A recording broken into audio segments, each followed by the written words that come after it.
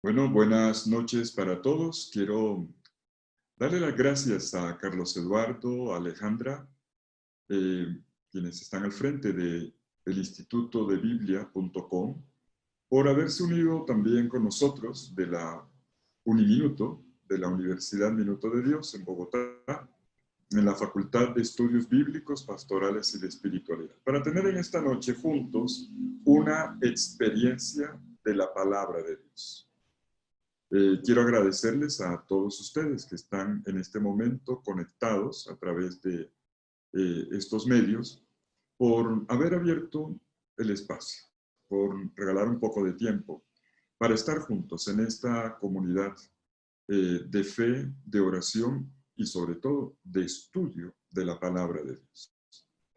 Bueno, el tema que nos ocupa en esta noche, en esta aula virtual de Biblia, lo hemos titulado Fe viviente en tiempos del coronavirus. Simplemente es la coyuntura, la circunstancia. Y hemos querido plantear como pregunta de fondo, como horizonte temático, ¿cómo se atraviesan en la Biblia tiempos de prueba? Lo que buscamos en esta noche es ante todo poder definir desde la fe. Así, inclusive una persona no sea creyente, creo que en esta noche podrá a lo mejor estar de acuerdo con algunos de los puntos que vamos a exponer, pero nuestro interés es ante todo desde la fe, particularmente la fe cristiana y desde la revelación bíblica. ¿Cómo podemos nosotros afrontar esta circunstancia excepcional que estamos viviendo a nivel global? Es algo que yo creo que no nos imaginábamos que iba a pasar y que de repente ha puesto al mundo entero en modo reflexión. Es verdad que las circunstancias, estas contingencias que estamos viviendo, ha desatado diversas iniciativas, búsquedas, pero lo que en esta noche queremos juntos mirar, nuestro ángulo, nuestra manera de aproximarnos es ante todo la reflexión. La coyuntura que vivimos, este tiempo nos desafía para reflexionar sobre el sentido de todos estos acontecimientos, para tratar de interpretar a la luz de la fe. Quiero proponerles en esta noche para esto dar dos pasos. En una primera parte vamos a colocar algunos criterios. Yo lo llamaría una referencia para poder definir la actitud creyente, para poder mantener ardiente la llama de la fe frente a la circunstancia que nos interpela. Casi la pregunta es cómo desde la fe podemos interpretar y acompañar estas circunstancias que estamos viviendo. En la segunda parte vamos a entrar en un texto, en el estudio de un texto bíblico. Lo haremos con el método de la lección divina, leer, meditar, orar y contemplar. Y para esto propongo un texto. Por mí, en esta noche leíamos muchos textos. La Biblia frente a esto realmente tiene una riqueza enorme. Es un gran tesoro, un gran aliado, créanmelo, para poder acompañar con una luz, con una inteligencia profunda que da la fe, las circunstancias. Pero por el límite de tiempo que tenemos, vamos solamente a detenernos en un único texto. Y yo propongo un salmo que por cierto es un bestseller, uno de los salmos quizás más leídos, más orados en la Sagrada Escritura, el Salmo 91. El salmo que en la liturgia comienza: tú que habitas al amparo del Altísimo, que vives a la sombra del Omnipotente, di al Señor, refugio mío, alcázar mío, Dios mío, confío en ti. Que les hemos puesto en pantalla la versión de la Biblia de Jerusalén, que tiene algunas ligeras variantes. En la segunda parte, entonces, vamos a hacer la lección de este salmo. Comencemos con la primera parte, algunos criterios para definir nuestra actitud creyente, para mantener ardiente la fe frente a las circunstancias que nos interpelan. ¿Cómo interpretar y acompañar?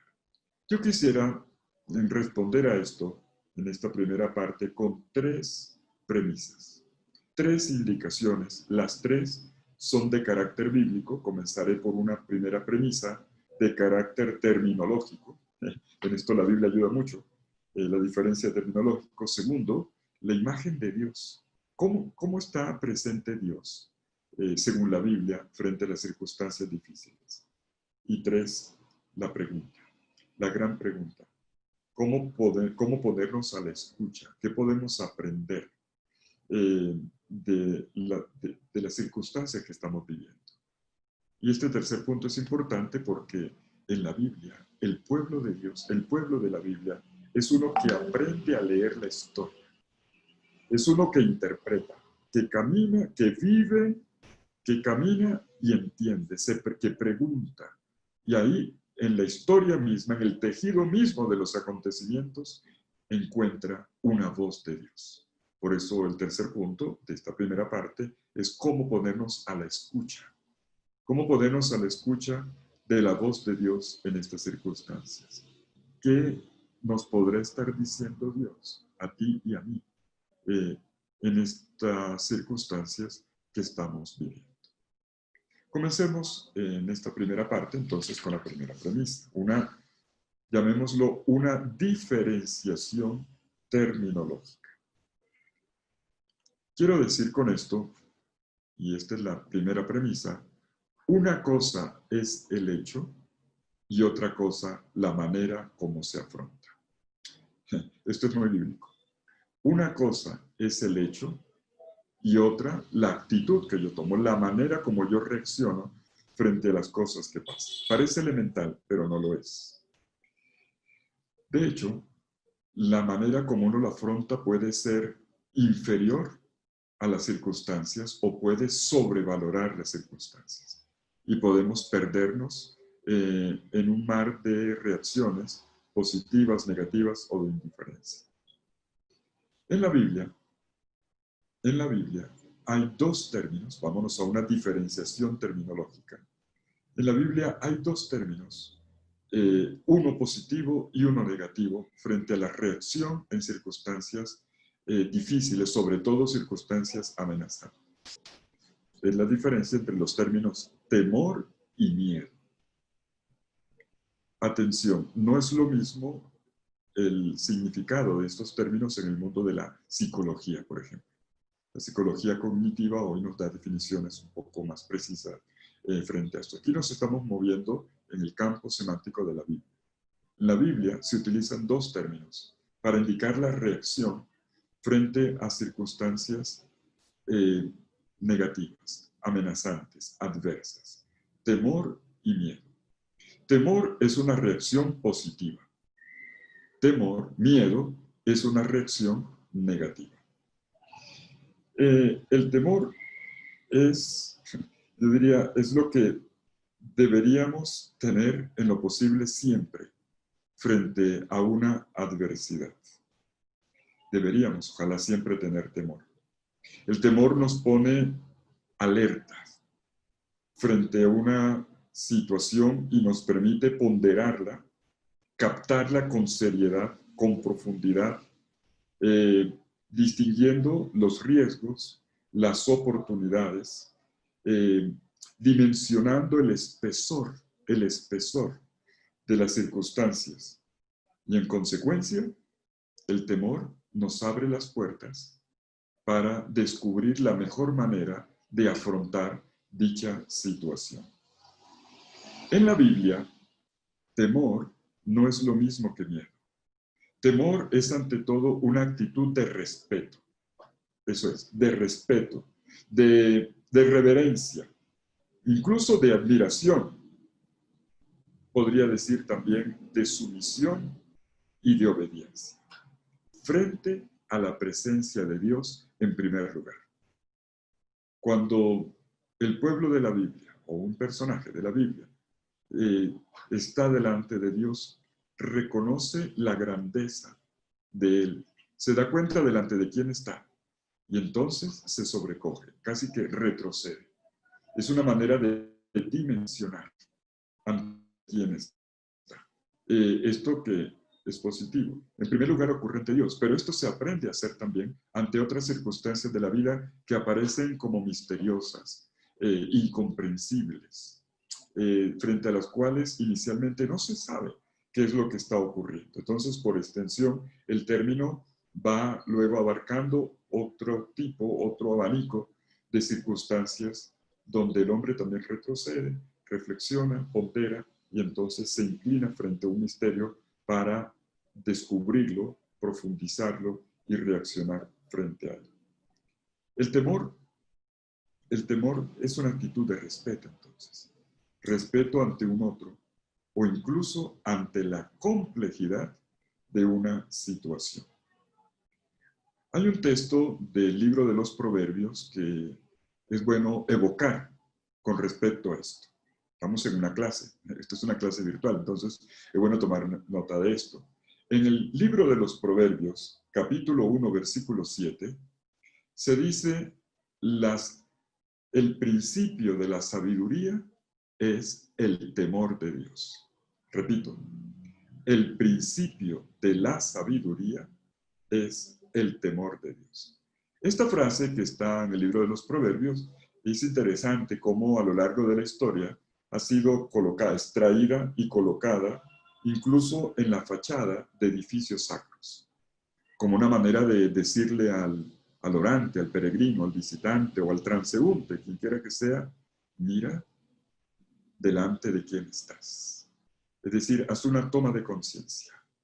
Haz una toma de conciencia de que estás frente a un misterio. Y esto requiere, obviamente, una actitud.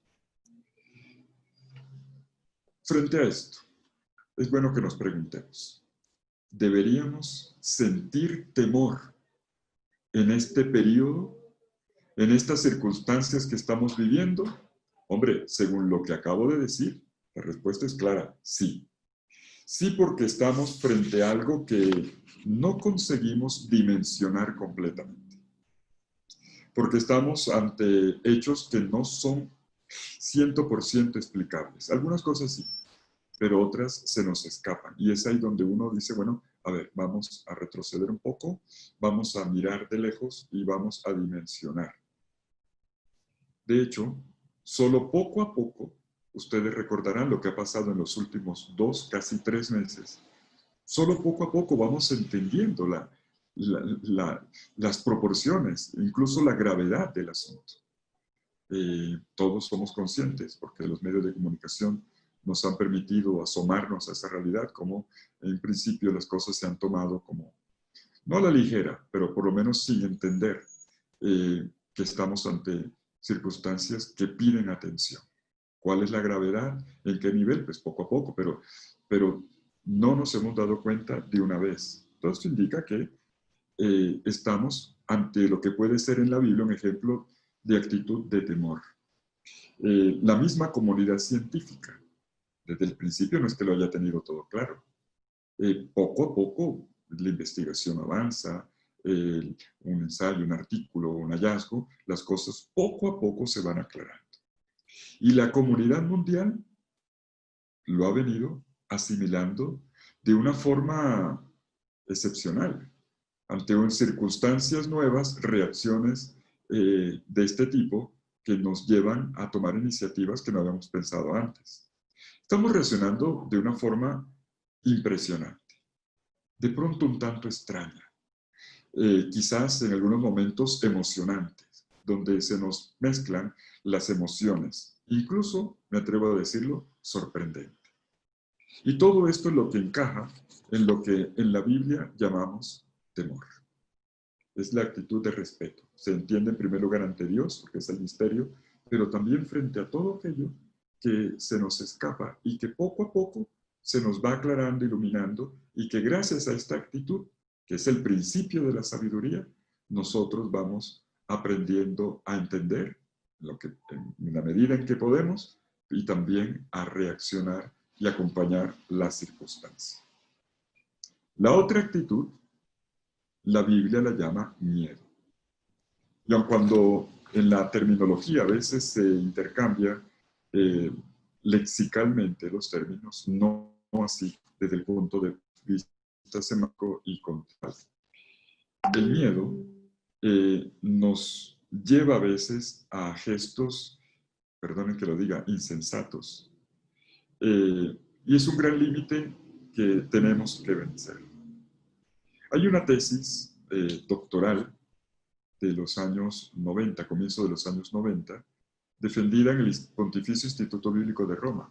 Es hecha por una biblista italiana, de pronto algunos de los que están en este momento en sintonía la conocen porque han estudiado en Roma, la profesora Bruna Custacurta. Bruna Custacurta escribió su tesis dirigida por el famoso biblista español Luis Alonso Schekel, El miedo en la Biblia. En italiano, la paura nella Bibbia.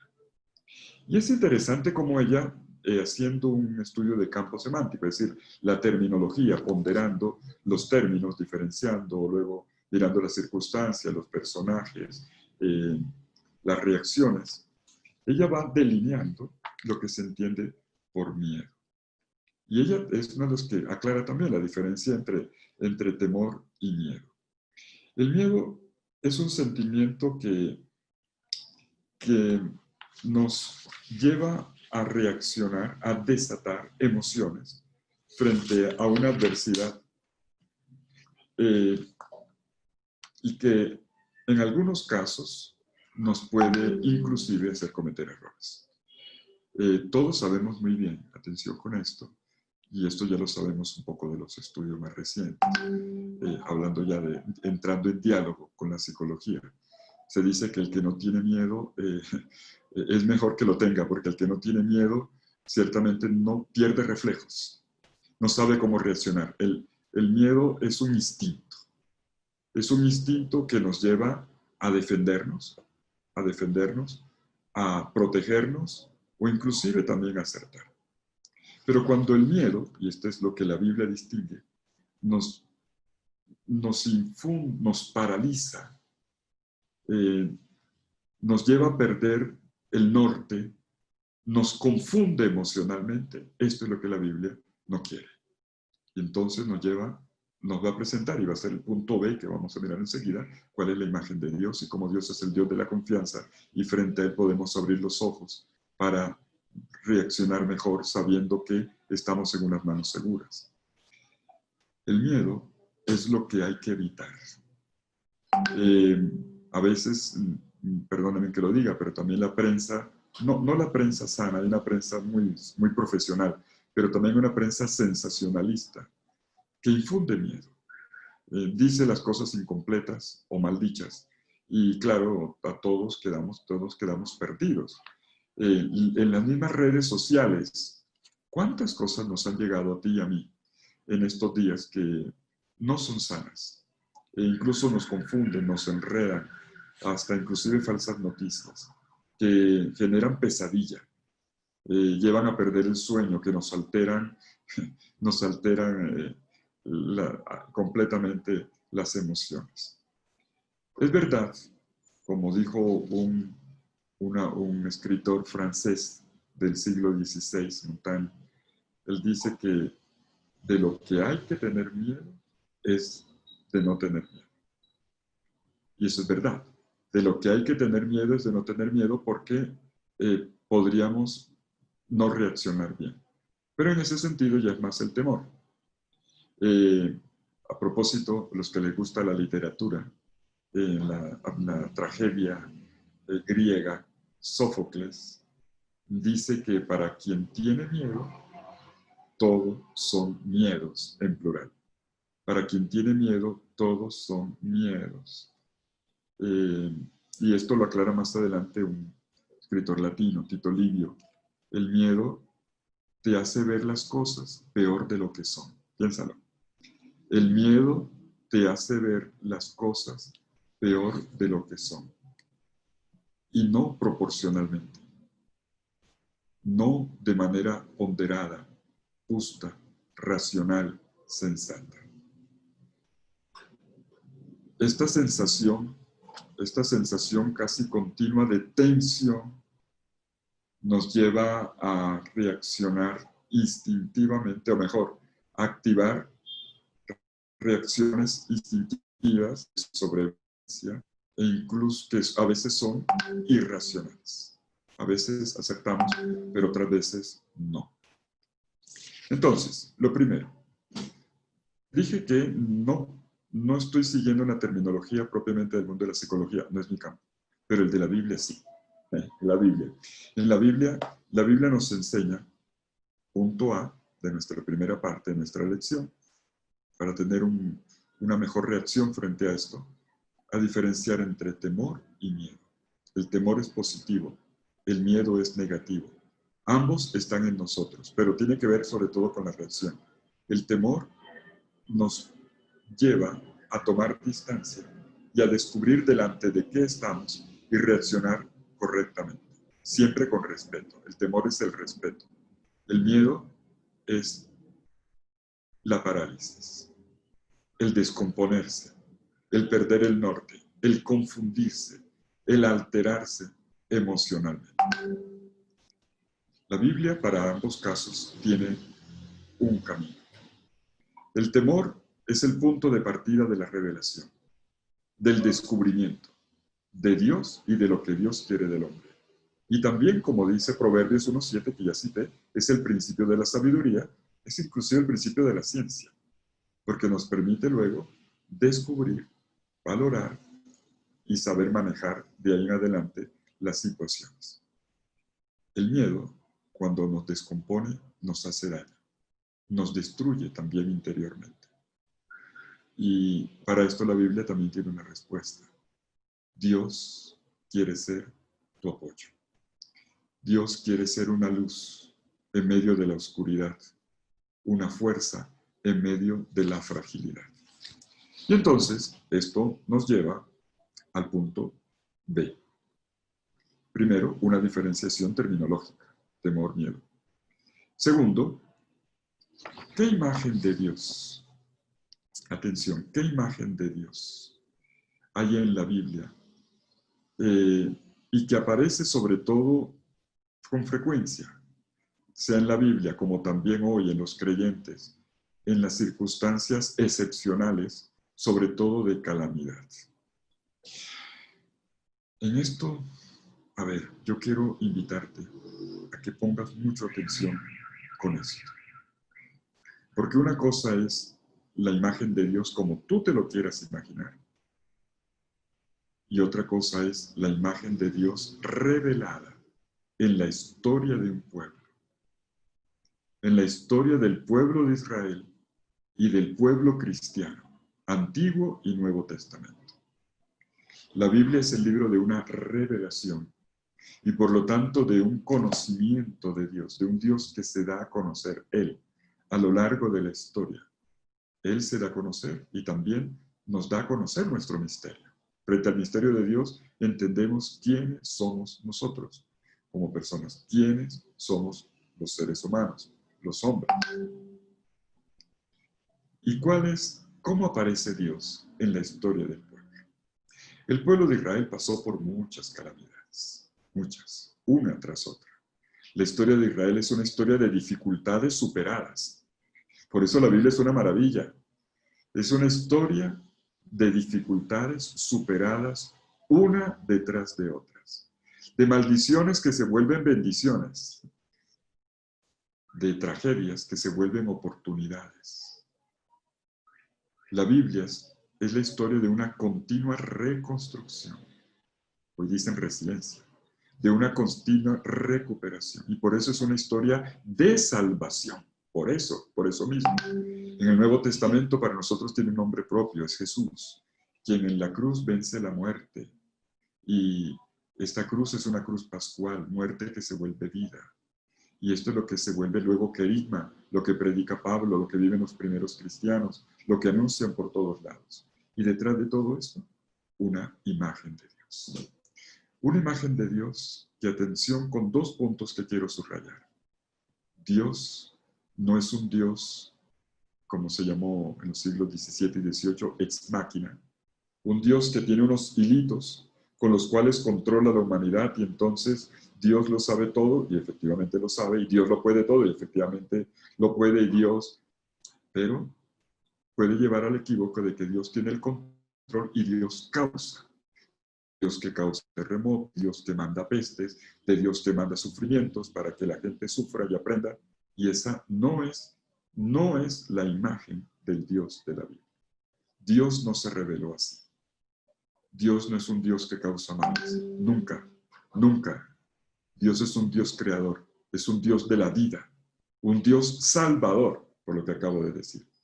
Por eso es un Dios no que va adelante causando, es un Dios que va detrás, restaurando. Él es así. Cuando abrimos la Biblia, en la primera página, Génesis capítulo 1, en los primeros 2 versículos, cuando se dice que en principio Dios creó los cielos y la tierra, enseguida se dice que el panorama era el de una tempestad, un caos, el famoso tohu bohu. Recordamos siempre esa frase de la Biblia, Bereshit bara Elohim, Shamayim Haaretz, pero luego se nos dice que había un caos, un tohu bohu, y que el Espíritu de Dios aleteaba sobre las aguas. Y enseguida la primera página de la creación nos da una clave que, como en un pentagrama, es una clave de sol. Sobre el caos, Dios intervino y dijo, frente al caos, hágase la luz, y la luz se hizo. Y Dios creó ordenando.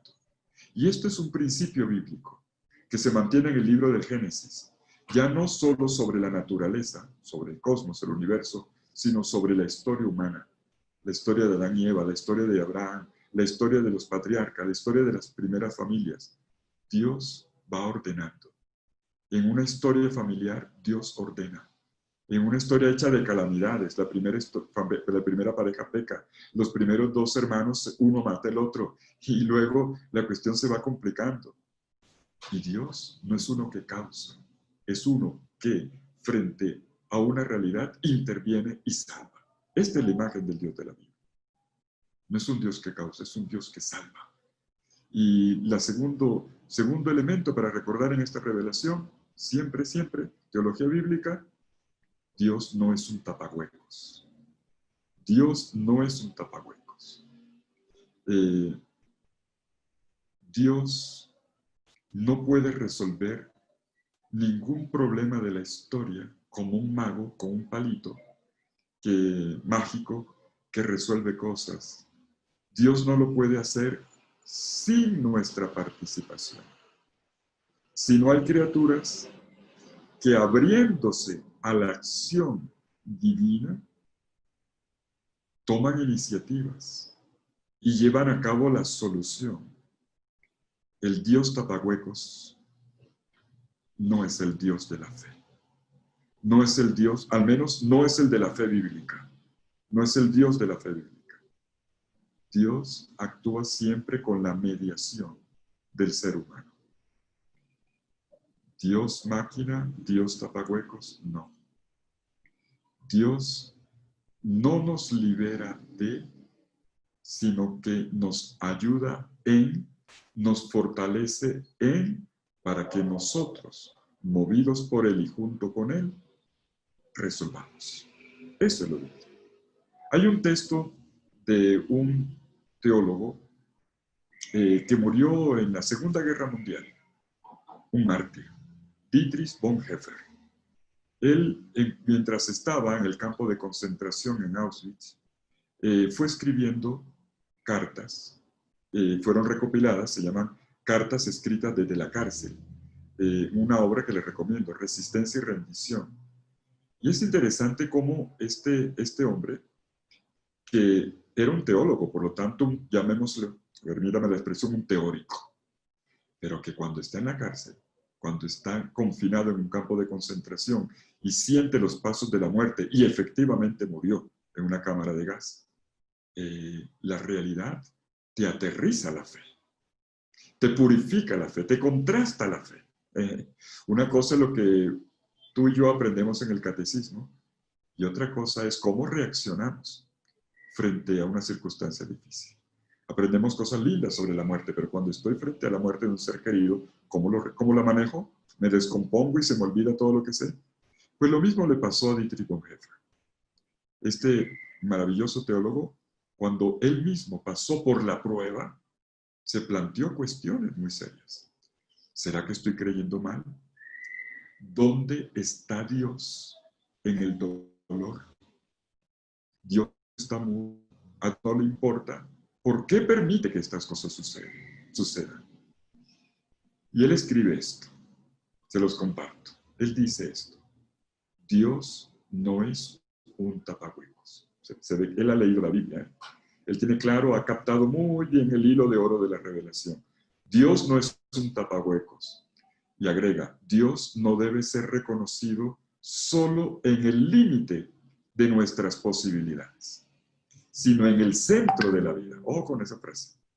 Ojo, Dios no debe ser reconocido solo en el límite de nuestras posibilidades, sino en el centro de la vida.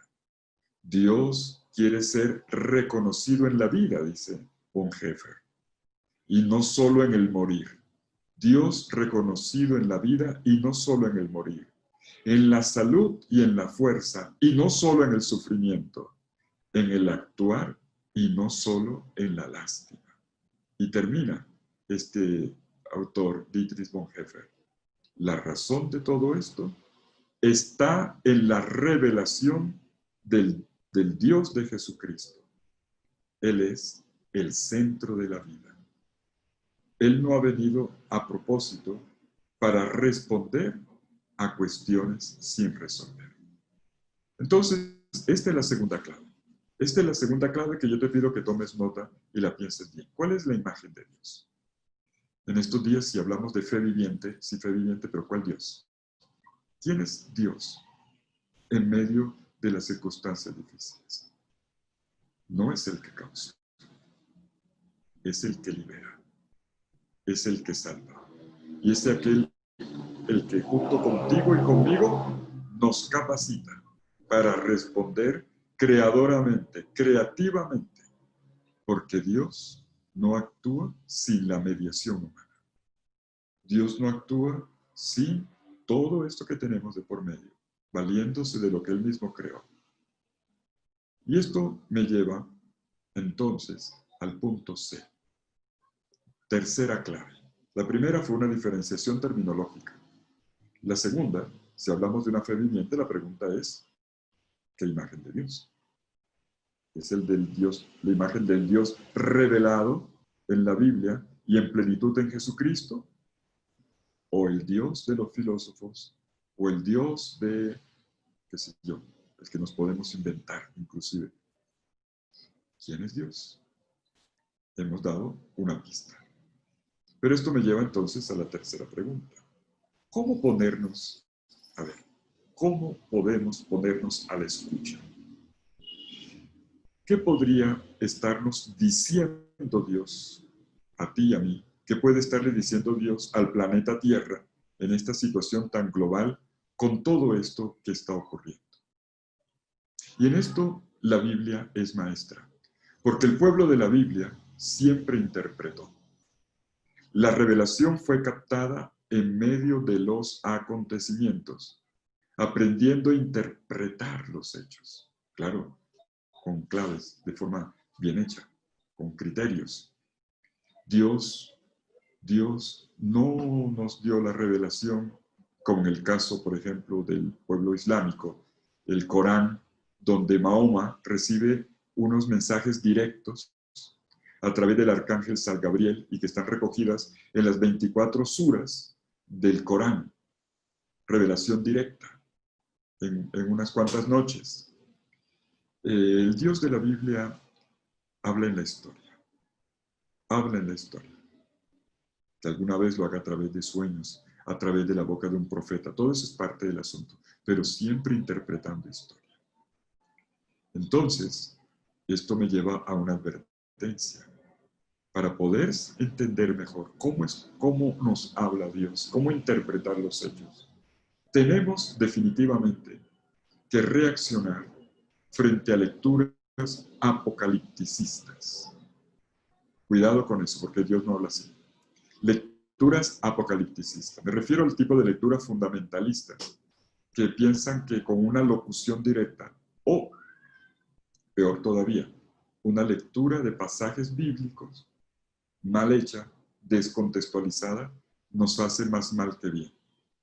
Por ejemplo, En estos días me abordaba una persona, por cierto, muy joven, que decía: padre, ¿usted ya se fijó en Apocalipsis 6, 7 al 8? Bueno, es un pasaje que yo he leído varias veces y que creo que todavía tengo que seguir estudiando, pero cuando me lo dijo inmediatamente hice el clic. Es un texto que habla del jinete del Apocalipsis que trae la peste y la epidemia y que devasta las 3/4 partes de la tierra. Y entonces me dice: mire, padre, que se está cumpliendo la profecía del Apocalipsis, tal cual, literalmente, históricamente. Y la verdad, yo quedé triste, porque lo que el texto bíblico dice es cierto y hay que leerlo, pero hay que interpretar. En esto podemos incluso cometer abusos. Cuidado con el fundamentalismo.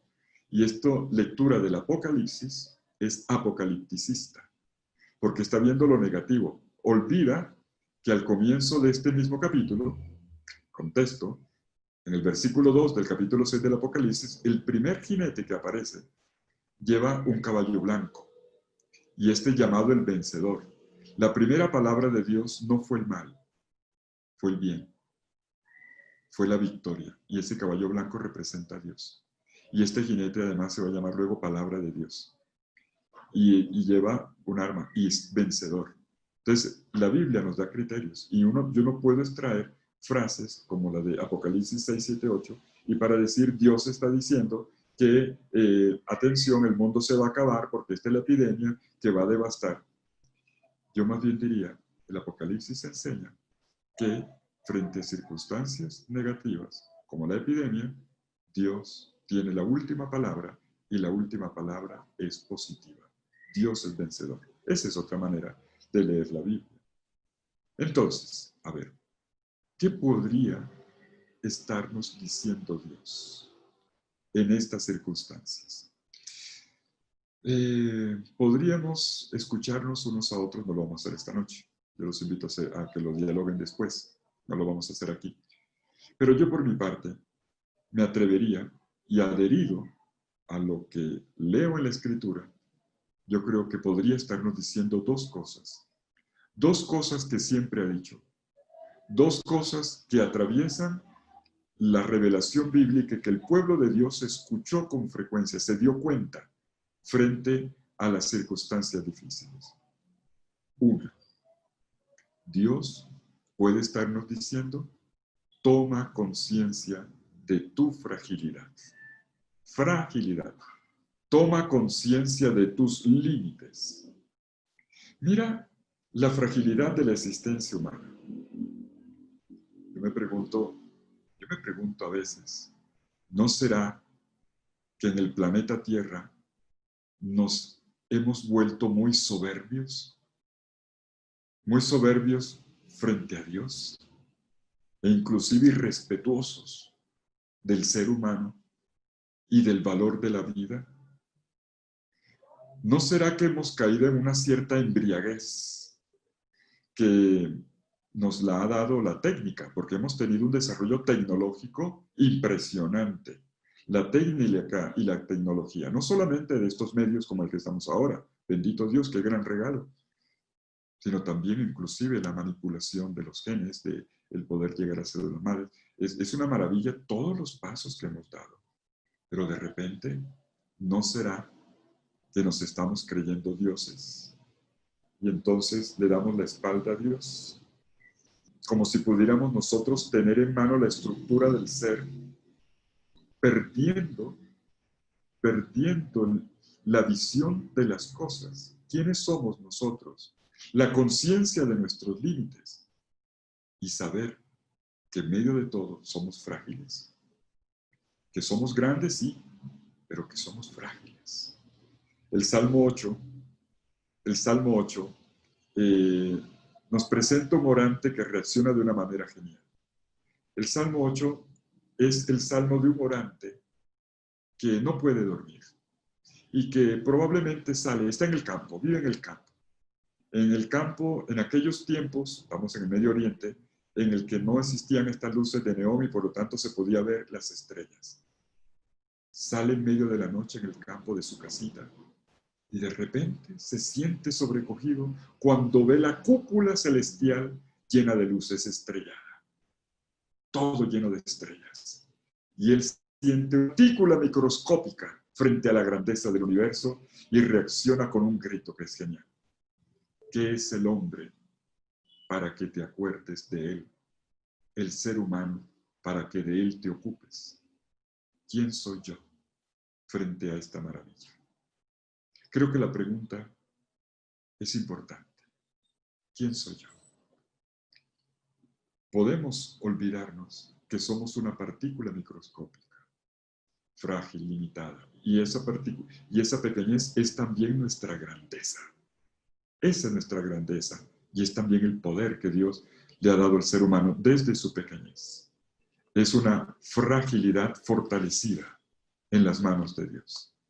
Una fragilidad confiada en las manos benditas de Dios. Una fragilidad que también tiene que ser responsable consigo misma y con los otros. No somos dioses. Somos criaturas frágiles. Y esto es lo primero que tú y yo tenemos que tomar conciencia. Se nos han venido abajo tantas cosas en estos días. La humanidad, perdónenme que lo diga, y no lo quiero decir con humor, pero sí con mucho respeto, nos hemos dado cuenta que no somos nada. Somos una humanidad humillada, ¿sí o no? Una humanidad humillada frente a lo que está pasando. Pero por otro lado, ¿qué más nos dice Dios? Uno, conciencia, tomemos conciencia de quiénes somos como seres humanos. Pero dos, se deriva de esto. Segunda voz de Dios que se deriva de esta toma de conciencia. Y es otra toma de conciencia. El descubrir que existen valores. ¿Ves cómo se derrumba el mercado, el Wall Street? ¿Ves cómo tantas cosas materiales ahora no te sirven de nada cuando la vida se te puede escapar en un instante?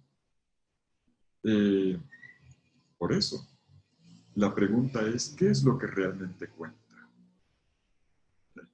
¿Qué es aquello que vale y que antes no había tomado en consideración?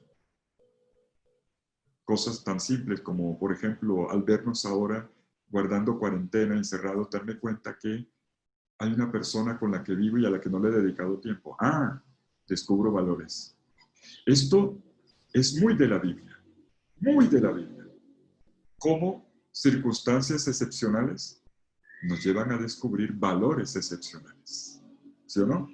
Valores excepcionales. Abrir los ojos para ver qué es lo que realmente cuenta, qué es lo que realmente importa y quién tengo a mi lado.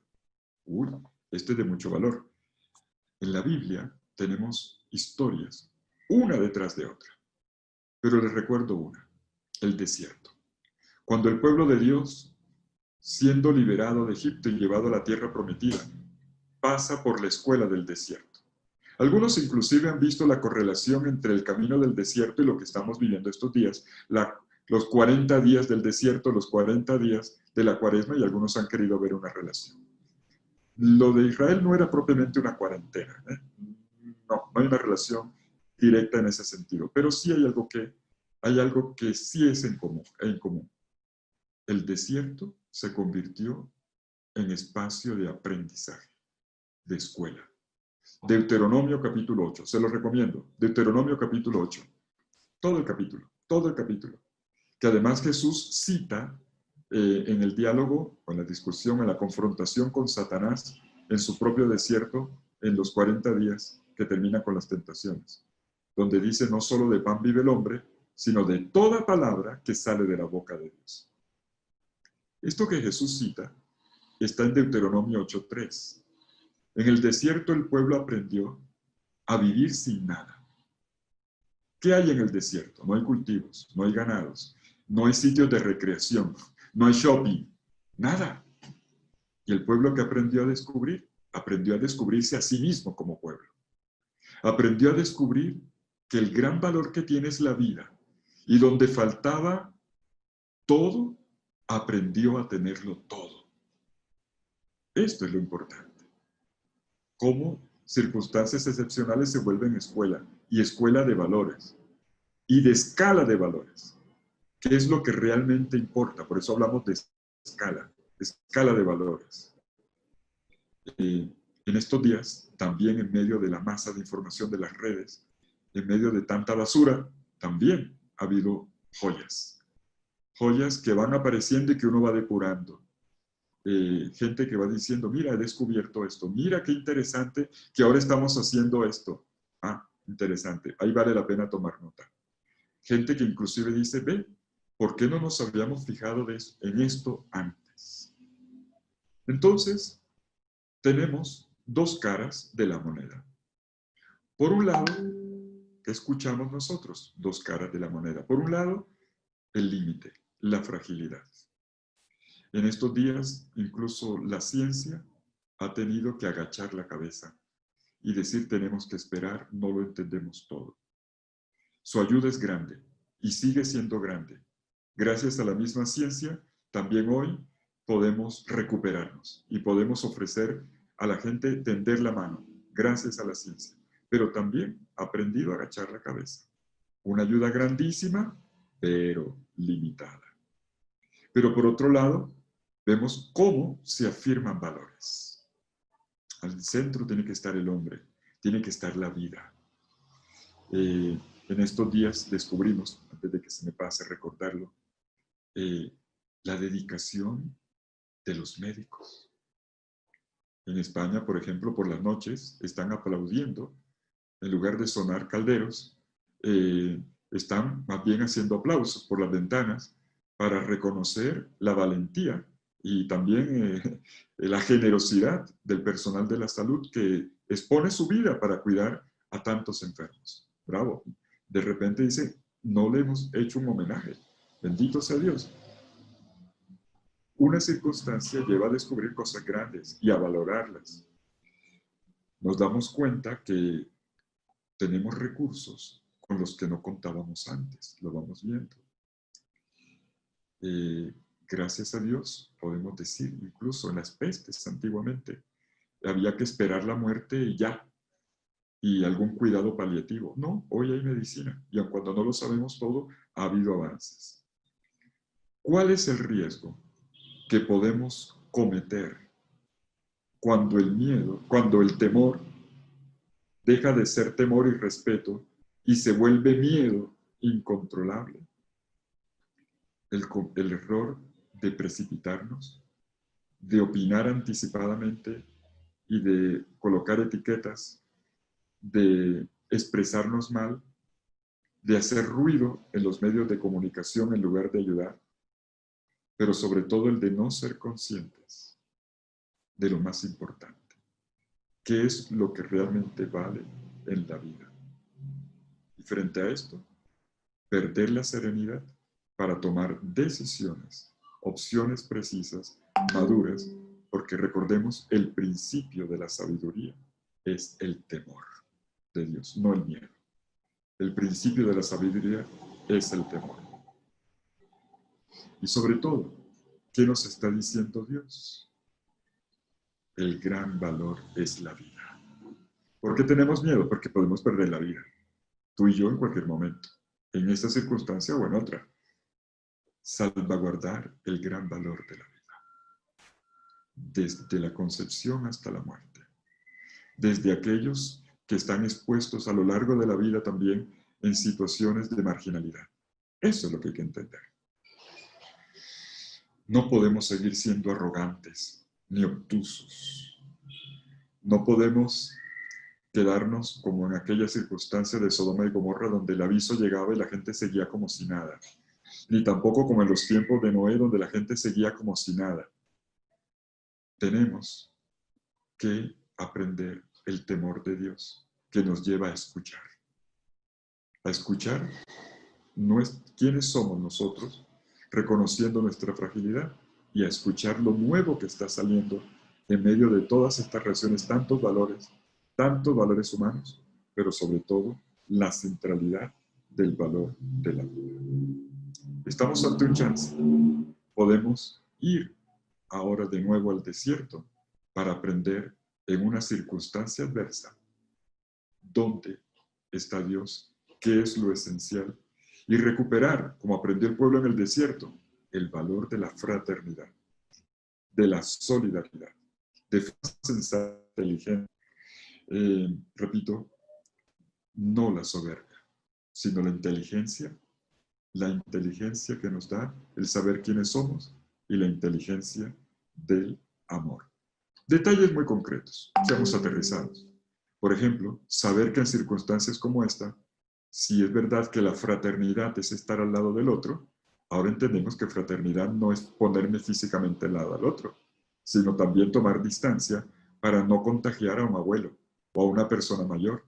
También los que tenemos cierta edad, no pensemos que estamos protegidos necesariamente, pero podemos hacerle daño a los demás y eso también es sabiduría. Esto es sabiduría. Miren cuántas cosas podemos aprender. Bueno, primera parte, cerramos la primera parte, a ver cómo vamos. ¿Cómo vamos? Primera parte, hemos dado algunos criterios. Criterios que esta vez he querido tomar de forma general en un recorrido rápido por lo que aprendemos de la Sagrada Escritura. En otra ocasión podemos seguir descendiendo sobre libros o sobre hilos históricos más precisos, pero me parece importante en esta noche, en una primera parte, que tú y yo nos situáramos frente a la realidad, preguntándonos la fe, cómo aborda esto y qué nos enseña la Biblia. 1. Diferenciación terminológica. 2. ¿Cuál es la imagen de Dios? ¿Y qué implica esto para nosotros? ¿Cuál es nuestra responsabilidad? La responsabilidad de la fe. Y 3, ¿qué nos está diciendo Dios? Aprender a leer la historia con sus circunstancias para descubrir allí una voz que nos invita a dar respuestas nuevas y creativas junto con el Creador. Bueno, vamos a continuar ahora con la segunda parte, Salmo 91 en la Biblia, en la liturgia de las horas, en la liturgia, Salmo 90. Es un salmo que a veces colocan en las Biblias, los tienen que colocar en las Biblias, quiero decir, cuando en las salas de las casas abren la Biblia, generalmente colocan el Salmo 23 o el Salmo 91. Y quisiera comenzar primero con la lectura del Salmo. Voy a comenzar con la versión litúrgica y luego lo vamos a leer, como lo tenemos ahora en pantalla, con la versión que es más literal, como está en la Sagrada Escritura. Comienzo con la versión litúrgica, que seguramente la tenemos más en el oído.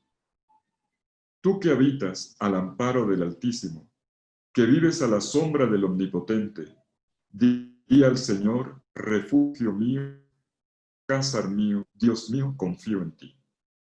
Él te librará de la red del cazador, de la peste funesta. Te cubrirá con sus plumas, bajo sus alas te refugiarás. Su brazo es escudo y armadura. No temerás el espanto nocturno, ni la flecha que vuela de día, ni la peste que se desliza en las tinieblas, ni la epidemia que devasta a mediodía. Caerán a tu izquierda 1000, 10.000 a tu derecha, a ti no te alcanzará. Nada más mirar con tus ojos, verás la paga de los malvados, porque hiciste del Señor tu refugio, tomaste al Altísimo por defensa.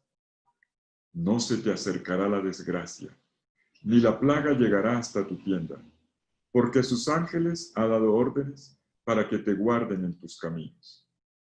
Te llevará en sus palmas, para que tu pie no tropiece en la piedra.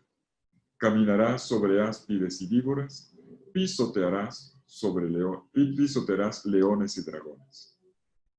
Se puso junto a mí, lo libraré.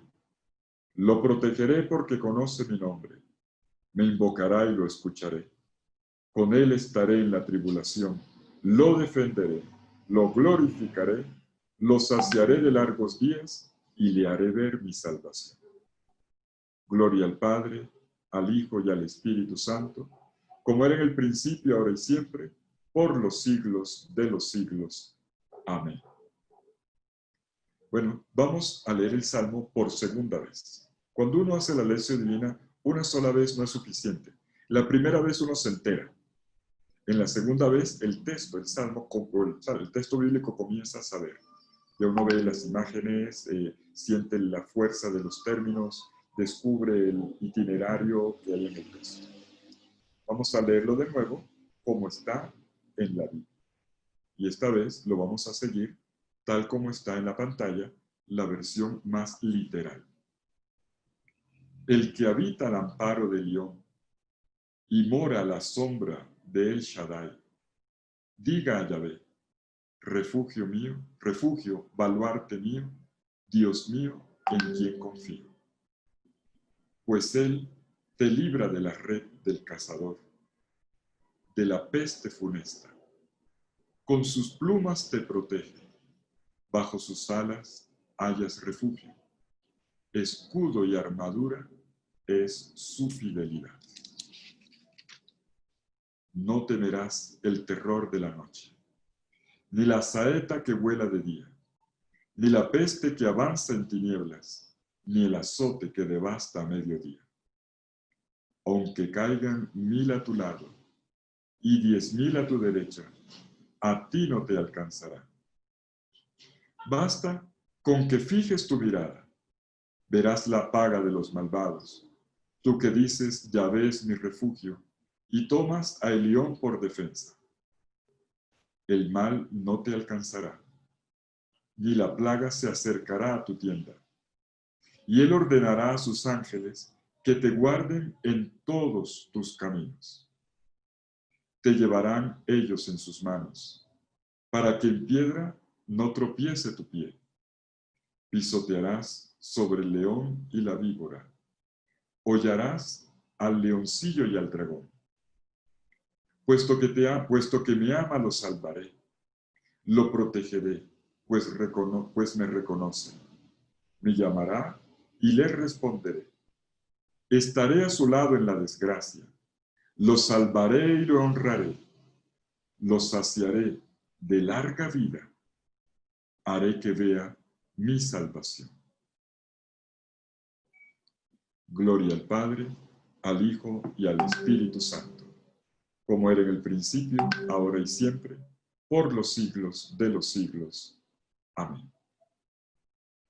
Bueno, ¿qué les parece si hacemos una tercera lectura? Tercera lectura del texto, ahora cada uno por su propia cuenta. Trata de leerlo en orden y donde haya una palabra significativa, que donde tú sientas que el texto como que levanta la voz. Eso le pasa a uno cuando lee. Uno va leyendo y de pronto hay una palabra, una frase que uno como que le levanta. Y uno dice, detente ahí, porque esa palabra es para ti. A ver, volvamos a leer en silencio. Cada uno repasa el texto. Y si quieres, repite ahí donde estás, en alta voz, esta frase que te resuena de manera particular en la lectura del Salmo 91, en la liturgia 90, en la noche de hoy.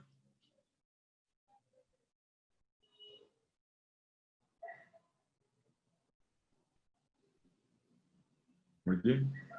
Subraya alguna frase.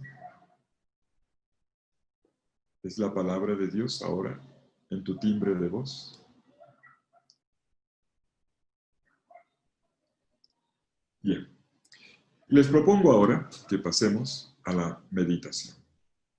La lectura, lo primero, y ahora lo segundo, la meditación donde ponderamos los valores del texto. ¿Qué nos dice el Señor con este salmo? Y quisiera entrar en la lectura del salmo con una anécdota. Me gustan las anécdotas. Para los que han visto la película Doctor Zhivago, para los que tienen canas como yo, la película Doctor Zhivago, años 70, tremenda película, aquella versión cinematográfica de la obra literaria de Boris Pasternak. Bueno, en medio de la obra hay una escena impactante. Acaba de terminar una batalla y es el momento de hacer el repaso sobre los cadáveres. De repente, se detiene sobre un cadáver que le llama la atención porque tiene sobre el cuello una cadenita, en realidad una pita, en la cual tiene amarrado un texto. Como lo que tiene no es una cruz ni una medalla, sino un texto. Y entonces el personaje se acerca, abre el texto y resulta que son algunas frases del Salmo, algunas frases de este Salmo 91. Para esta persona que murió con el Salmo en el pecho, irónicamente, la frase que había recogido del Salmo era: se puso junto a mí, lo libraré, lo protegeré porque conoce mi nombre. Fue una ironía. Este hombre pensó que con el solo hecho de escribir el texto del Salmo, ya tenía un talismán para protegerse de los peligros, para protegerse de los proyectiles en medio de la guerra. Y sin embargo, murió y un proyectil pasó muy cerca, incluso dejó desbaratada parte del texto. A mí esa anécdota me gusta porque dice una verdad. El Salmo nos lleva a descubrir la confianza en Dios, pero no es un talismán. No por el hecho de que tú abras el texto bíblico en tu casa y tengas el Salmo 91, no por eso te va a librar del peligro. Es que la Biblia no es una mata de sábila, no es un talismán para... No. Yo tengo que hacer el ejercicio. Tengo que recorrer el texto y entonces experimentar lo que el Salmo me ofrece. De nuevo vuelvo sobre uno de los puntos. Antes el Dios tapahuecos o el Dios es máquina que maneja y controla. No. Experiencia de Dios significa saber poner nuestras vidas frágiles en las manos de Dios. ¿Y qué nos ofrece este Salmo? ¿Será simplemente una ilusión? ¿Será una palabra bonita para entretenernos en días oscuros y simplemente atravesarlos con una confianza que de pronto se puede ver defraudada? La convicción del orante es que Dios no te va a defraudar, pero te pide que le pongas atención a lo que ocurre aquí. Entonces, entremos en el Salmo 91 poniéndole cuidado a quién es el orante que está detrás del Salmo. El orante que está detrás del Salmo 91 es una persona que viene como peregrino al templo de Jerusalén, que está en la cumbre del monte Sión, y que tiene una certeza: Dios es refugio en el día del peligro. Él viene con esa certeza. Y él allí, eso es lo que el Salmo tiene una especie de narración interna. Nos cuenta una historia de lo que ocurre con un hombre que puede ser cualquier ser humano, que practica lo que se llama, ojo con lo que voy a decir, es una expresión técnica, lo que se llamaba antiguamente el ritual de la incubación divina. Ojo, ritual de la incubación divina. ¿Habías escuchado hablar de eso antes? Hay que estudiar los salmos, hay que estudiar la liturgia de Israel. Incubación divina se le llamaba a un ritual que consistía en pasar la noche, hacer una vigilia de oración en el templo, especialmente en los días de calamidad. Entonces, el orante, el peregrino, llegaba, hacía una confesión de fe inicial, se postraba ante Dios y pasaba luego tratando de escuchar los susurros de Dios. Era una noche ardiente, una noche fuerte, propia de los amantes de Dios, tratando de escrutar el querer de Dios.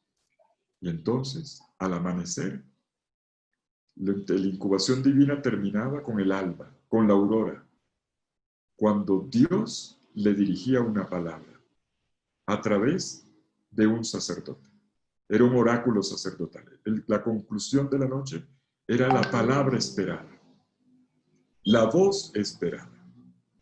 Era la voz de Dios ardientemente esperada, con atención, con amor, y que al final se pronunciaba. Para esto es bueno recordar, para que nos entendamos mejor, recordar la función de los levitas y los sacerdotes en el templo. La función de los levitas en el templo era, evidentemente, cuidar de todo lo que tenía que ver con la infraestructura del templo, mantener los carbones encendidos, la limpieza, limpiar el altar de los sacrificios, recoger la basura, pero sobre todo, la función más importante, acompañar al orante en todo el proceso de oración que implicaba el culto del templo. El culto del templo era un culto sacrificial. En este salmo no se nos dice para nada, no aparece el culto sacrificial, pero sí vemos la función sacerdotal. El sacerdote, el levita, esperaba al orante, eran muchos los encargados del templo, esperaban al peregrino en la puerta. Entonces lo acompañaban, esto es muy bonito, esta función sacerdotal del Antiguo Testamento, lo acompañaban en su trayecto dentro del templo, porque la gente no era que se la pasara todo el tiempo en el templo. Era gente que venía una vez al año o una vez en la vida. Entonces necesitaban de la guía del sacerdote. El sacerdote o el levita lo guiaba, luego le recibían el animal, lo acompañaban en el sacrificio y luego le devolvían parte de la carne del animal para que lo comiera aparte. Pero lo más bonito era el momento final. Cuando el sacerdote se colocaba al lado del orante, en ese tiempo la gente era analfabeta. Los sacerdotes eran los libros ambulantes. Y entonces ellos se sabían de memoria los salmos. Y ellos pronunciaban, el sacerdote iba enseñando al peregrino a orar. Y entonces el sacerdote decía en voz alta la oración y el peregrino repetía. Pero lo último era el momento en que el sacerdote daba media vuelta y se colocaba al frente del orante y le ponía las manos. Y le decía, mira, Dios te manda a decir esto. La oración es un diálogo. Y la última palabra la dice Dios. Entonces, el ritual terminaba con una palabra de parte de Dios. El sacerdote le imponía las manos y decía, Dios te manda a decir esto. Eso se llama oráculo sacerdotal. Pues bien, en el ritual de la incubación divina, que es muy particular, porque no es el culto diurno, era nocturno, una persona, inclusive podía ser un mismo sacerdote, pasaba la noche en oración, en un tiempo de apuro, hacía una vigilia y en la mañana recibía la palabra de parte de Dios. A ver, vamos a ver cómo aparece esto. Vamos a mirarlo en el Salmo. Miren el texto junto conmigo. El Salmo tiene 3 partes. Después de esta contextualización, vamos a situar bien el texto. 3 partes tiene el Salmo. La primera parte la encontramos en los versículos 1 y 2. Versículos 1 y 2. Aquí en pantalla lo tenemos diferenciado. Los versículos 1 y 2 corresponden a la introducción, una confesión de fe, que aparece en tercera persona, y que tiene como formulación de la confesión el versículo 2, diga a Yahvé. ¿Qué es lo que quiere decir la Yahvé? Diga a Yahvé, refugio, baluarte mío, mi Dios en quien confío. Primera parte, la confesión de fe, introducción. Luego, la segunda parte del Salmo, entre los versículos 3 y 13. Aquí tenemos una, llamémoslo así, una homilía, una exhortación de parte del sacerdote. El sacerdote le hace la instrucción, la recomendación al orante que ha dicho que confía en Dios, pues le dice palabras, promesas de parte de Dios que lo van a fortalecer su espíritu de confianza. Pero el muy bonito es el final. Versículos 14 y al 16. Ahí está. La última palabra la pronuncia Dios. La última palabra la pronuncia Dios. Aquí esta vez lo encontramos el lenguaje en primera persona. La primera parte estaba en tercera persona, el que habita. Luego la segunda parte en segunda persona, tú. Le habla tú. Y ahora el que habla es Dios, en primera persona. Versículos 14 a 16, puesto que me ama lo salvaré, lo protegeré. Es la voz del mismo Dios que ratifica la homilía, exhortación sapiencial que el sacerdote ha pronunciado delante del orante. tenemos entonces tres partes. Una, la introducción, versículos 1 y 2, la confesión de fe, tercera persona, dicha en tercera persona gramaticalmente. La segunda parte, la exhortación sapiencial, litúrgica, de parte de un sacerdote o de un levita, versículos 3 al 13, y finalmente, versículos 14 al 16, en primera persona, la voz del mismo Dios que ratifica lo dicho por el sacerdote al orar. Vamos a detenernos un momento en la primera parte. Atención con el comienzo. Entonces, sabemos qué es lo que ocurre en la evolución de una noche. Y termina en la aurora, donde se escucha la voz del mismo Dios. Esa es la historia del Salmo 91. Primera parte. En la primera parte, protagonista, en primer lugar, es Dios. Y en segundo lugar, el orante.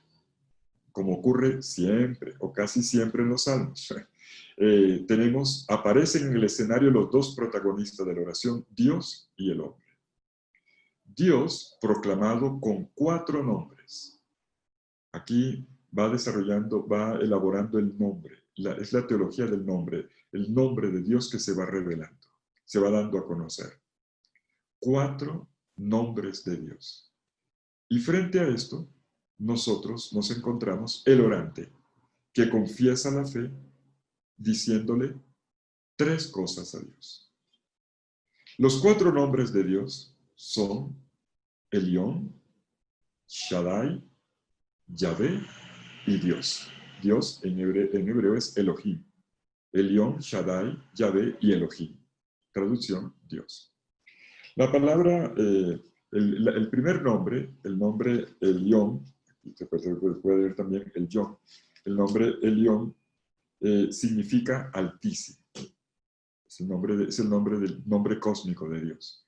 Altísimo. Shaddai también se entiende como de las alturas, de las montañas, y generalmente las traducciones lo colocan como omnipotente o todopoderoso. Luego el nombre de Dios revelado.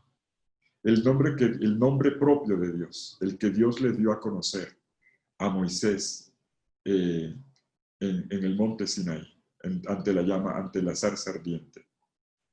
Y finalmente recoge todo con el nombre de nuevo cósmico de Dios.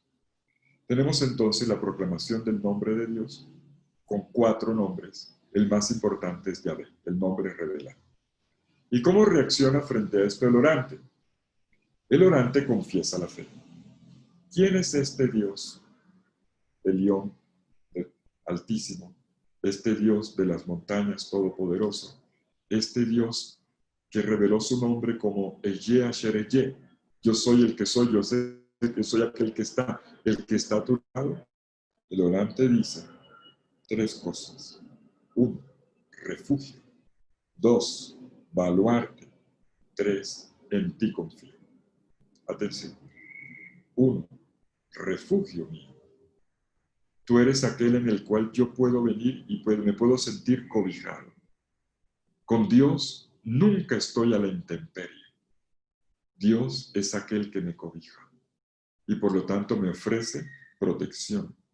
Enseguida lo dice con una metáfora militar, baluarte. Es propio de los combates. El orante está en una lucha y utiliza el lenguaje militar.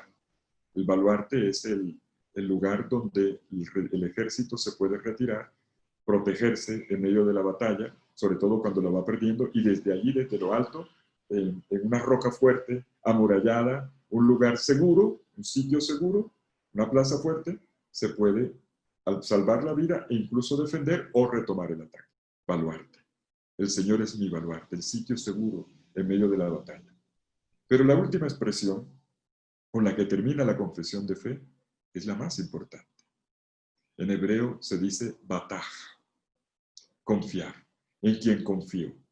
Bataj en hebreo es una imagen, en quien yo me apoyo, esto es, en quien yo puedo apoyarme. Imagínate un bastón o imagínate un apoyo, bataj en hebreo, bataj. Este Dios que es mi refugio, que me ofrece protección, este Dios que es roca fuerte en el cual yo me apoyo, Él es ante todo aquel en el que yo puedo depositar todo. me puedo apoyar, sabiendo que me va a recibir. En Él no hay decepción, en Él yo soy frágil, pero Él no.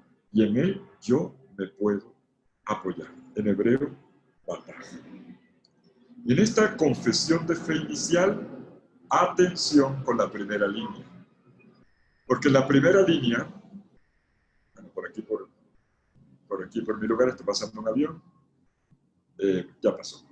En la primera línea, el orante ha sido presentado como el que habita al amparo del Altísimo. Si tú tienes tu Biblia y tu Biblia dice habita, tal vez sea mejor ponerlo como está en hebreo, el que pernocta, el que va a pasar la noche.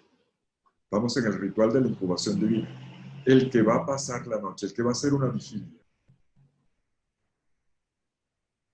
A escrutar, afinar el oído y el corazón durante una noche entera, apoyado en Dios para escuchar su palabra. El que pernocta también puede ser el mismo sacerdote. Probablemente pueda ser también el protagonista de esta oración, una persona dedicada completamente a las cosas de Dios. Bueno, primera parte entonces, la confesión de fe. Dios y el hombre en el escenario, frente a frente, 4 nombres de Dios y 3 proclamaciones del orante. El hecho de que lo que confirma que es una confesión de fe es el énfasis en el posesivo mío. Tú eres mi refugio, tú eres mi baluarte. En ti yo confío, en ti yo me apoyo. Veamos la segunda parte. Ahora toma la palabra entre los versículos 3 y 13. Toma la palabra un levita que exhorta sapiencialmente al orante. La finalidad de estos versículos 3 al 13 es infundir confianza. Infundir confianza.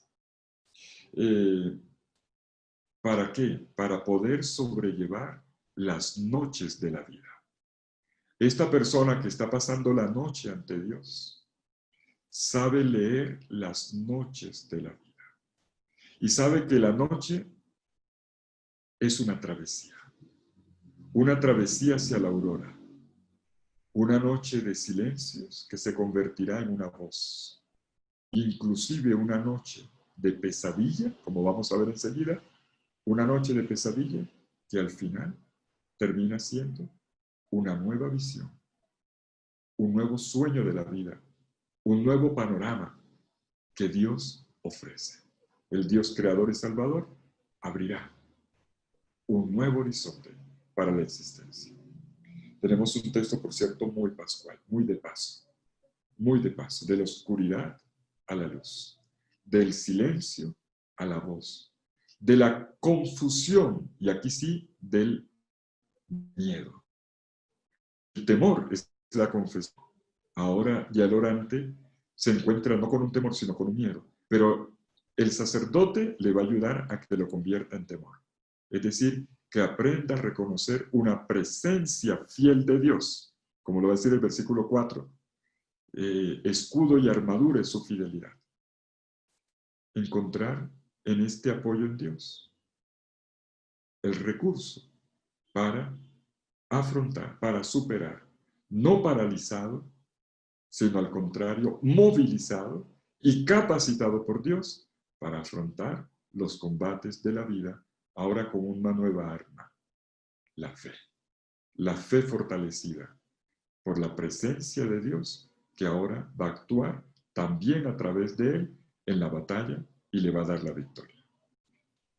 En el pasaje, como podemos ver entre los versículos 3 al 13, la homilía tiene una introducción. Toma la voz el sacerdote y el sacerdote le habla directamente al orante, al peregrino, y le dice, pues él te librará de la red del cazador, de la peste funesta.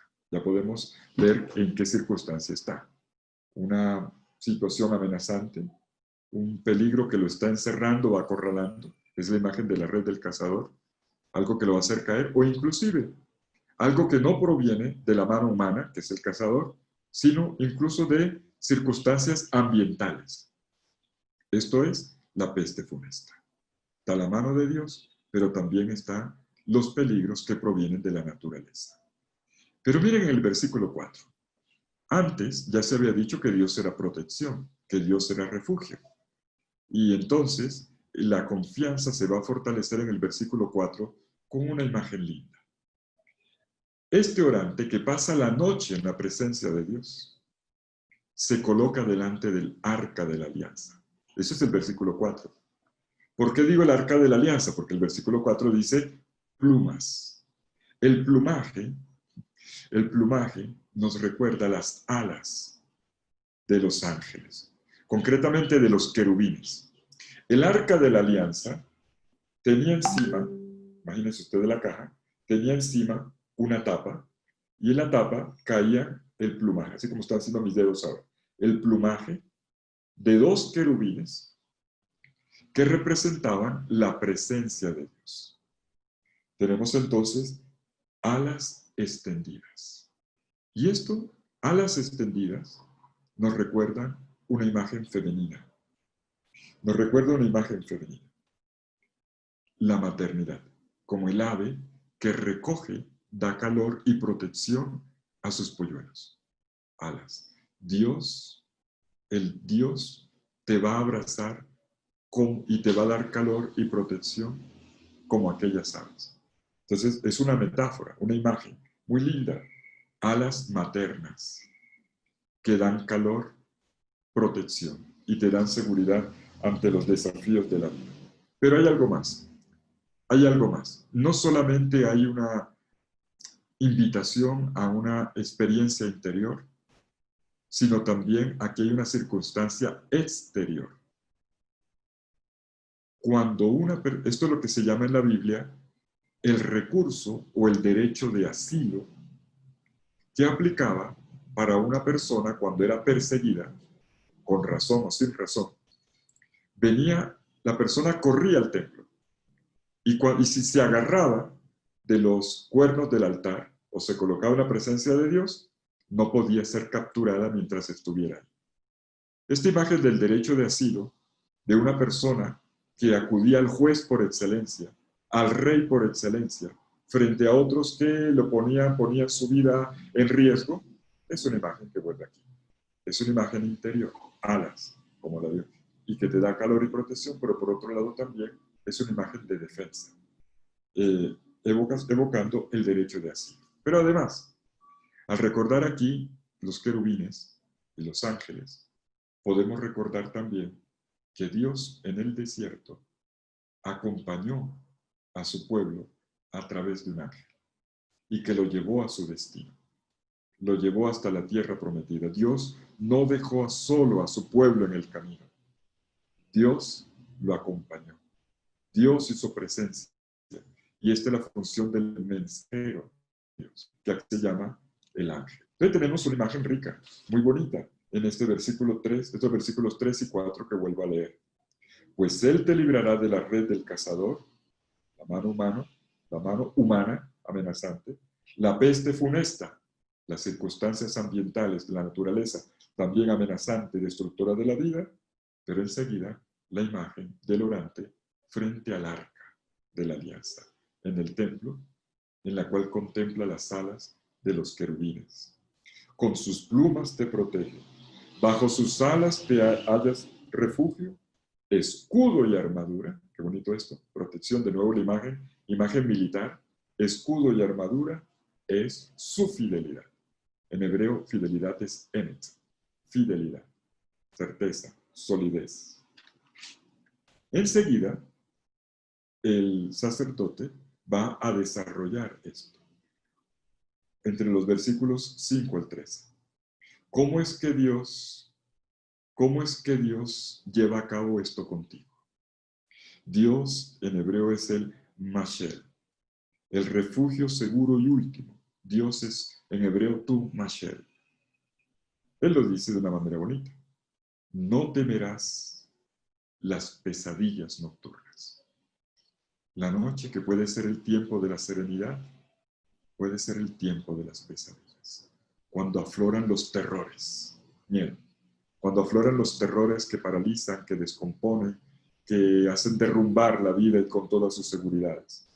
No temerás el terror de la noche. Y enseguida imágenes bonitas. La saeta que vuela de día. No solo la noche, la saeta que vuela de día. Saeta que vuela de día se refiere a los rayos del sol. Son los rayos del sol que caen como flechas calurosas, encendidas en la punta, encendida con una llama de fuego. Ni la saeta que vuela de día, ni la peste que avanza en las tinieblas, las enfermedades desconocidas, ni el azote que devasta a mediodía. Nos describe enseguida el versículo 7 como una guerra, pero donde tú estás seguro, porque Dios es tu protección en el combate. Aunque caigan 1000 a tu lado, 10.000 a tu derecha, los ataques, los daños, no te tocarán. Y entonces sigue el sacerdote con su exhortación. Mira, ¿dónde tienes puesta tu mirada? ¿Dónde tienes puesta tu mirada? Esto me recuerda la escena de Pedro en medio de la tempestad.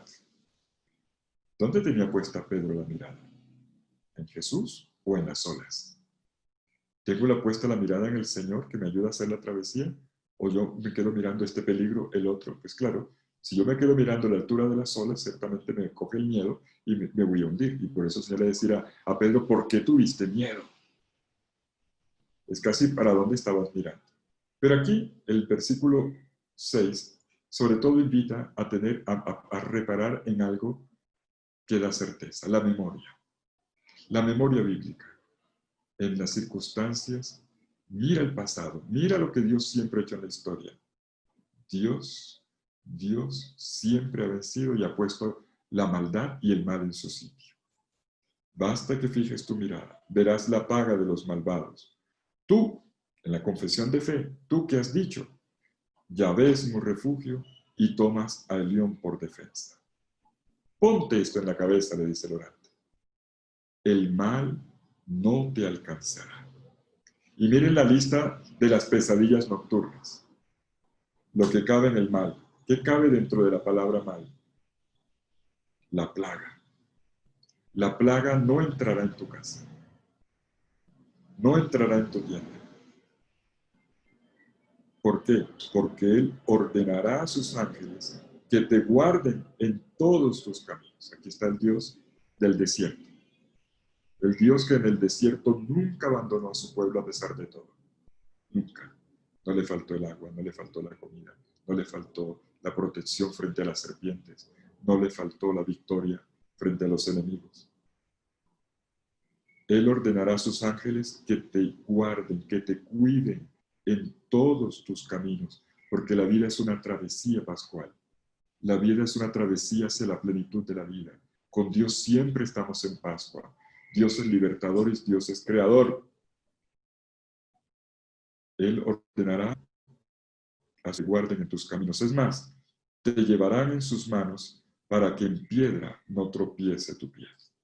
Y vuelve enseguida con el repaso de las pesadillas. Uno había sido la plaga, las pestes antiguas. Luego sigue con el bestiario. El bestiario, no vestuario, bestiario, las bestias antiguas a las que la gente le tenía miedo. Eran imagen del mal.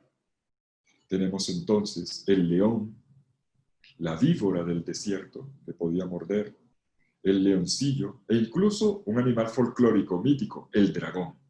Sabemos que los dragones no existen, pero bueno, aquí nos dice el dragón, el dragón. Tenemos entonces los monstruos simbólicos. La idea es una manera de decir qué es lo que a ti te intimida, qué es lo que a ti te mete terror y miedo y lo que te descompone. Pero lo importante es, no olvides, mira, ¿dónde tienes puesta tu mirada? ¿En esos peligros amenazantes? ¿O en el Dios que te dice, yo soy tu refugio, yo soy tu defensa? Y entonces vemos cómo este mal que se anida en la historia, representado en la peste, representado en los adversarios, como en una batalla, representado en el bestiario, para decir, el mal es un misterio que se nos escapa, pero Dios lo va a vencer, porque Dios ha dispuesto a acompañarte en el camino y Dios es fiel su fidelidad, su escudo y armadura es la fidelidad. Llegamos entonces, tercera parte, vamos ya a terminar, tercera parte, una vez que el sacerdote le ha inculcado esta certeza al orante, ahora la última palabra la tiene Dios. Llegó el amanecer, incubación divina, esperó el amanecer. Ahora, esta meditación nocturna se convierte en una escucha de la voz de Dios. Es el momento de la luz, es el momento de los caminos, es el momento de la llegada al puerto de la Pascua a la tierra. Puesto que me ama, lo salvaré. Lo protegeré, pues me reconoce. Me llamará y le responderé. Estaré a su lado en la desgracia, lo salvaré y lo honraré, lo saciaré de larga vida. Palabra clave, vida. Larga vida, larga vida. No te vas a morir, larga vida. Y haré que vea mi salvación. El Dios de la Biblia es el Salvador. No es el que castiga, no es el que hace mal. Es el que está de mi lado. En el momento del peligro es Dios liberador y salvador. Pero llamo la atención sobre el versículo 14. Puesto que me ama, lo salvaré. Yo traduciría, si me permiten, con todo respeto de los traductores de la Biblia en español, yo traduciría mejor, a mí se ha confiado. Porque a mí, no es tanto me ama, porque Él se apoyó en mí, yo no lo voy a soltar de la mano. Eso es lo que dice el versículo 14 en la primera línea. Porque Él se apoyó en mí, bataj, de nuevo, al principio dijo bataj, confiar. Ahora, puesto que en mí se apoyó, bataj, yo lo voy a salvar. A mí se confió, yo no lo voy a soltar. Yo voy a cumplir mi obra completa. Lo voy a llevar al puerto de la vida, a plenitud. Y entonces dice, lo protegeré. Tampoco traduciría protegeré. Lo exaltaré, es más exacto. Porque es una declaración de victoria. Lo exaltaré. Claro que hay una protección, ya lo dijo antes. La idea ahora es, lo exaltaré. Es más, versículo 15. Yo respondo a su oración. Su oración no es un grito a un cielo vacío. Su oración son los brazos de un hijo que son recibidos por el abrazo de un Dios Padre y Madre, el de las alas divinas, el que abraza, el que acoge. Me llamará y le responderé. Estaré a su lado en la desgracia. No te dejaré solo. Estaré a su lado en la desgracia, y vuelve a repetir la palabra salvar. Lo salvaré y lo honraré. Vuelve con el exaltar. Y sobre todo, lo saciaré de larga vida. Vida en cantidad y en calidad. Esa es la Biblia, ese es Dios. Lo saciaré de larga vida y haré que vea mi salvación. Un Dios que te acompaña, un Dios que te acompaña con fidelidad en todos los itinerarios accidentados del camino de tu vida. Este Dios que es refugio en la tempestad de la existencia de cada ser humano y de la historia de la comunidad mundial, Dios cumple su palabra y te lleva al puerto de la vida, que es la plenitud. Larga vida, cantidad, pero sobre todo en calidad, porque verás la salvación de Dios. Las últimas palabras que acabo de leer no son palabras del orante ni del levita, son palabras del mismo Dios que ratifica y que lleva a cumplimiento, hace operativo lo que se ha prometido oracularmente antes. Bueno, no sé qué les parece a ustedes, a ti, ¿qué te parece este salmo? Pero yo te invito a que ahora tú lo vuelvas a leer despacio. Te he dado unas claves de lectura, humildemente, limitadamente, unas claves. Te dimos el contexto, la estructura, la idea esencial de cada parte, las imágenes y el sentido del desarrollo de la oración. Observa el comienzo, la noche, observa el final, el día. Observa el peligro, observa la salvación. Observa el gesto de confianza inicial y observa la respuesta de Dios a aquel que se apoya en él. Mi querido amigo, querida amiga, gracias por esta noche. Te regalamos el institutobíblico.com y Uniminuto en su Facultad de Estudios Bíblicos, Pastorales de Espiritualidad. Este texto, palabra de Dios. Mira, para ti, para ti. No lo coloques simplemente en la casa. Ya lo puse en la casa. Tengo abierto el Salmo 91. Aquí no va a pasar nada malo. La Biblia no es una mata de sábila.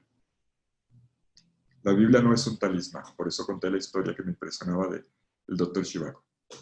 La Biblia es la invitación para hacer un ejercicio de fe viviente, fe confianza, fe que se apoya en una promesa sólida, una palabra de Dios que ciertamente, créemelo, se va a cumplir. Créelo firmemente en tu corazón.